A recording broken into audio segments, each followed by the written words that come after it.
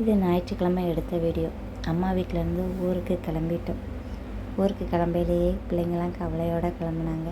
அம்மா ஊருக்கு போக வேண்டாம், அடுத்த வாரம் போய்க்கிடலாம் அப்படின்னு. ஆனால் தம்பிக்கு ஸ்கூல்லேருந்து வர சொல்லியிருந்தாங்க, என்னால் ஊருக்கு போகணும்.